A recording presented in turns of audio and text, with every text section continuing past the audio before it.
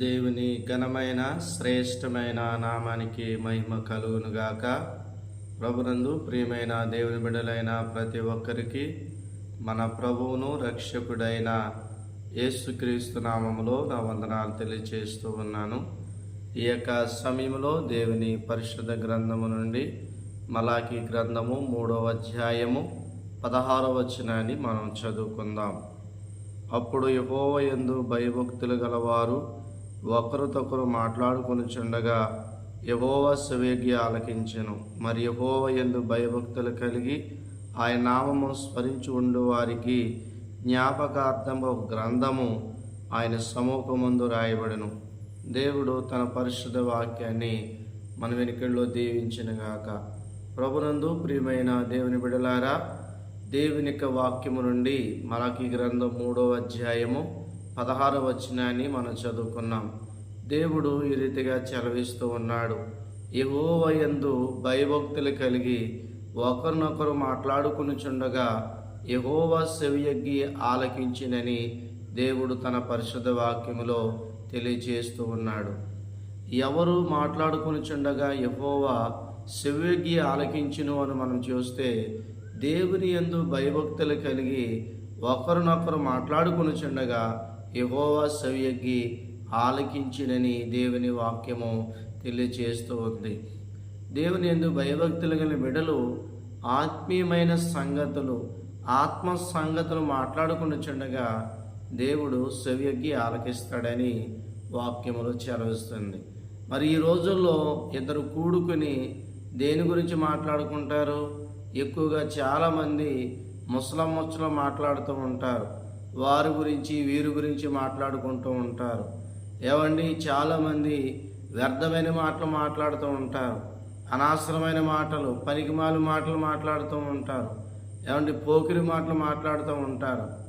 అటువంటి మాటలు దేవుడు వినడు. కానీ దేవుడు ఎవరు మాట్లాడినప్పుడు వింటాడు అంటే, దేవుని యందు భయభక్తులు కలిగిన బిడ్డలు ఆత్మీయమైన సంగతుల గురించి మాట్లాడుకున్నప్పుడు దేవుడు వింటాడని దేవుడు తన పరిశుద్ధ వాక్యములో మలాకీ గ్రంథం ద్వారా దేవుడు మనతో మాట్లాడుతున్నాడు. ప్రభునందు ప్రియమైన దేవుని బిడ్డలారా, ఎప్పుడైనా నువ్వు కూర్చున్నప్పుడు దేవుని వాక్యాన్ని గురించి మాట్లాడావా? నీ బిడ్డల దగ్గర దేవుని వాక్యం గురించి మాట్లాడావా? నీ భర్త దగ్గర దేవుని గురించి వాక్యం గురించి మాట్లాడావా? నీ ఇరుగు పొరుగు వారి దగ్గర దేవుని వాక్యం గురించి మాట్లాడావా? కానీ దేవుని వాక్యం గురించి మాట్లాడరు, కానీ వ్యర్థమైన మాటలు మాట్లాడుతూ ఉంటారు. అనవసరమైన మాటలు మాట్లాడుతూ ఉంటారు. ఏమండి, సరశక్తులు వేలాకోలమైన మాటలు మాట్లాడుతూ ఉంటారు.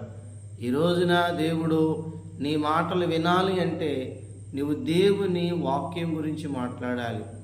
ప్రభువైన యేసుక్రీస్తు ఆయన మన కొరకు చనిపోయి ఆయన మళ్ళా మన కొరకు తిరిగి లేచి పునరుద్ధారుడైన తర్వాత ఆ రోజుల్లో ఎమ్మాయి మార్గములో ఇద్దరు నడుచుకుంటూ వెళుతూ ఉన్నారు.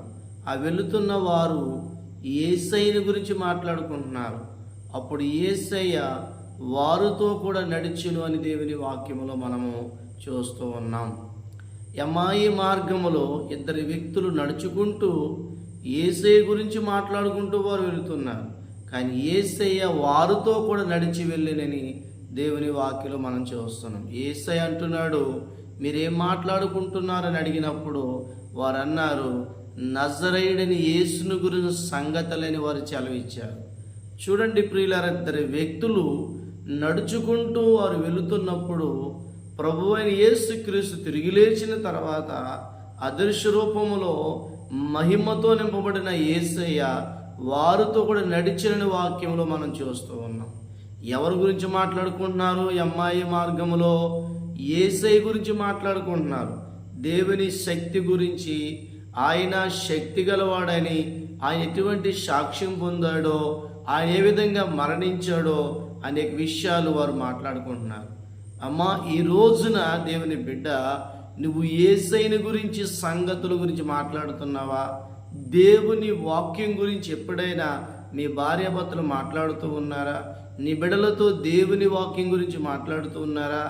లేక ఊరిలో సంగతుల గురించి, వారి గురించి, ఊరి గురించి, అనవసరమైన మాటలు, వ్యర్థమైన మాటలు మాట్లాడుతున్నవేమో ఈ రోజున దేవుడు నీతో మాట్లాడుతున్నాడు.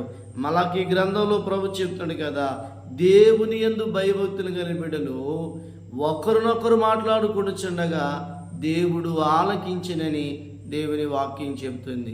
అమ్మా, దేవుని బిడ్డలు ఆత్మీయమైన సంగతులు, మరి మంచి మాటలు, కుటుంబము గురించి, బిడ్డల గురించి, భవిష్యత్తు గురించి మాట్లాడుతున్నప్పుడు దేవుడు వింటాడు తప్ప ఎక్కడెక్కడో జరుగుతున్న విషయాలు ఎవరు వాళ్ళలాగా వీళ్ళలాగా ఈ యొక్క ముసలం ముచ్చట్లో ఏమండి ఈ మాటలు దేవుడు వినడు. పరిశుద్ధ గ్రంథం దేవుడు ఒక మాట చెలవిస్తూ ఉన్నాడు. మనుషుడు పలుకుచున్న ప్రతి మాట గురించి అనగా విమర్శన లెక్క చెప్పాలంట. ఈరోజు నువ్వు మాట్లాడుతున్న ప్రతి మాట గురించి అది మంచిదైనా సరే చెడ్డవైనా సరే రేపు ఒక తీర్పు దినం ఉంది, ఆ విమర్శన లెక్క చెప్పాలని దేవుడు మాట్లాడుతున్నాడు. ఈ రోజున చాలామంది అనేకమైన మాటలు వ్యర్థంగా మాట్లాడుతూ ఉంటారు, చెడ్డ మాటలు మాట్లాడుతూ ఉంటారు.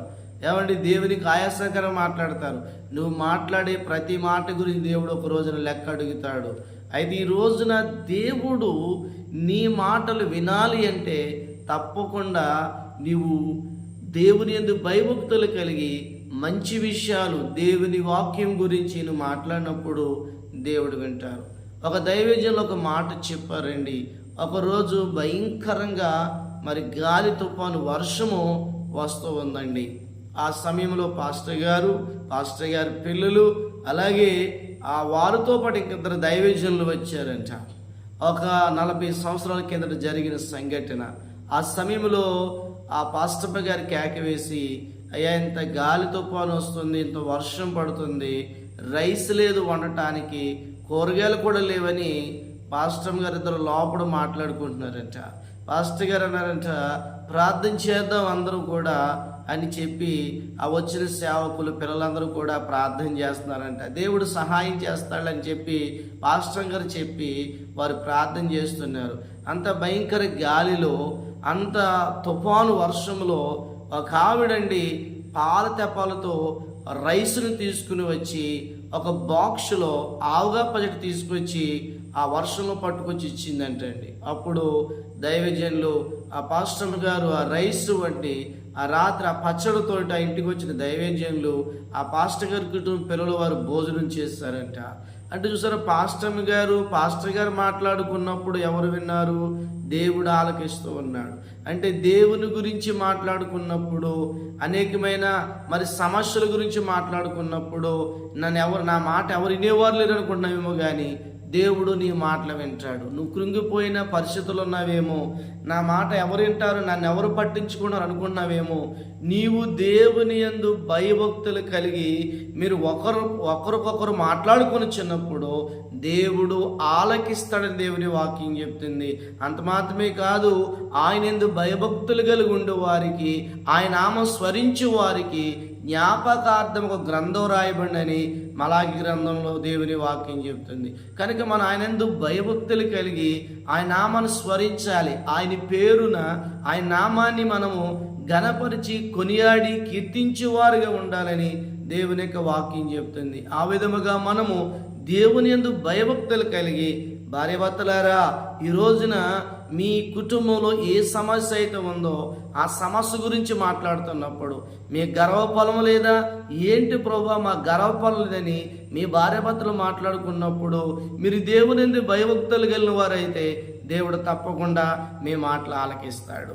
దేవుని బిడ్డలారా, సనగొద్దండి దేవుని మీద కోపగించుకొద్దండి. దేవుని బిడ్డలారా, మనము దేవుని కొరకు కనిపెడదాం, దేవుని యందు భయభక్తులు కలిగి మనం మాట్లాడదాం. అలాగూ మాట్లాడినప్పుడు దేవుడు మన మాటలు వింటాడు. అట్టి కృప దేవుడు మనందరికి అనుగ్రహించినట్లుగా ఈ యొక్క వాక్యము ద్వారా మనము ప్రార్థన చేసుకుందాం. మహాపరిశుద్ధుడా, ప్రేమ కలిగిన తండ్రి, నైనా నీవు ఇచ్చిన వాక్యం కొరకు వందనాలు. నీ యందు భయభక్తులు కలిగి ఒకరినొకరు మాట్లాడుకునిచుండగా నీవు చెవియొగ్గి ఆలకిస్తానని చెప్పి ఉన్నావు. దేవా, ఈ వాక్యం విన్న ప్రతి ఒక్కరూ ప్రభా వారి గురించి వీరి గురించి వ్యర్థమైన మాటలు నాయనా, అయ్యా ఊరోళ్ళ సంగతుల గురించి కాదు కానీ నీ వాక్యము గురించి నాయనా, ఆత్మీయమైన సంగతుల గురించి ప్రభువా, కుటుంబం గురించి నాయనా మాట్లాడుకునే కృప దయచేయండి నాయనా. ఈ మార్గములో ఇద్దరు వెళుతూ నడుచుకున్నప్పుడు నాయన వారు మిమ్మల్ని గురించి మాట్లాడుతున్నప్పుడు నీవే వారితో కూడా నడిచేవని వాక్యం చెప్తుంది. అయ్యా నిశ్చయముగా ప్రభువా ఈరోజు మా జీవితంలో ప్రభువా నిన్ను గురించి మాట్లాడే కృప దయచేయండి ప్రభువా. అయ్యా ఈ వాక్యమైన ప్రతి ఒక్కరి జీవితంలో నీ గొప్ప కార్యాన్ని, నీ గొప్ప నెమ్మది, సమాధానము దయచేయమని, ఈ రోజంతా నీ కృపను సమృద్ధిగా దయచేయమని, వారు కొన్న సమస్యలన్నింటిలో నుండి విడిపించమని, ఈ వాక్యం అందరైతే వింటున్నారో వారి జీవితంలో గొప్ప నెమ్మది, సమాధానము దయచేయమని యేసు పరిశుద్ధ నామములో మిక్కిలి విందడుగుచున్నాను తండ్రి. ఆమేన్. పరమతండ్రి దేవుని ప్రేమ, కుమారుని క్రీస్తు కృప, పరిశుద్ధాత్మను సహవాసం ఈ వాక్యం విన్న ప్రతి ఒక్కరికి ఆయన కృప సమృద్ధిగా తోడై నడిపించి దీవించి ఆశీర్వదించునుగాక. ఆమేన్. ఆమేన్. Praise Lord. దేవునికి స్తోత్రం.